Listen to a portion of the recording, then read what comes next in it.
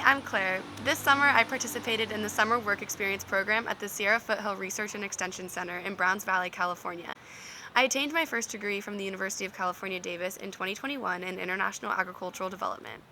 I then made the decision to continue on to a master's in community development at UC Davis, where I was able to further explore the relationship between people, agriculture, and the environment. Today I'm interested in a career in agriculture and natural resource extension. I really appreciate the collaborative approach Extension takes to agricultural development and resource management, and I love to work outside in the fields. At the Sierra Rec, I worked 30 to 40 hours a week and lived on site for the duration of the summer, enjoying sunsets like this nearly every night. My mentor Nikolai taught me so much about working at a field center and organized opportunities for me to work alongside many different researchers, assisting them with their projects. He also taught me many practical skills like irrigation management, research center maintenance, and how to operate a bunch of different types of farm equipment. One project I was able to take part in is their oak restoration project. This project is unlike any other oak restoration project happening anywhere in the world. 5 years ago, over 6,000 oak trees were planted at the center, funded by Caltrans as an offset for a recent highway expansion project. The center used this as an opportunity to research the pressing issue of oak tree restoration. There were a few different treatments applied to the saplings to better understand what types of shelter could best support effective regeneration. Between the lead researcher Andrea Warner and myself, we collected data on every tree. Another project I worked on was with Dr. Leslie Ferrero, researching the relationship between invasive medusa head and native avena on California rangelands.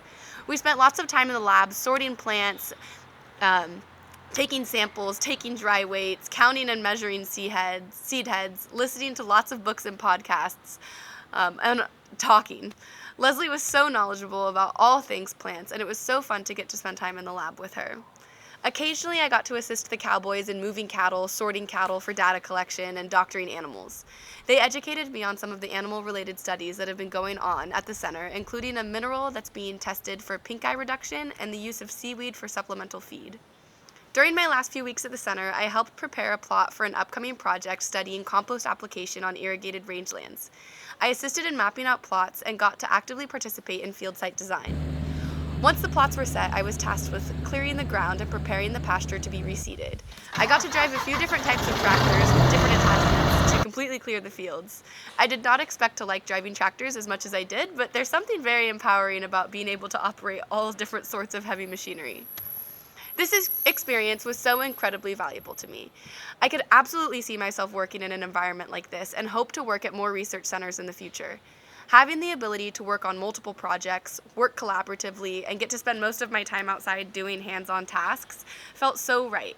Getting to apply the skills I learned through my education in a tangible way was very exciting, and it's reinvigorated my passion for agricultural and environmental research.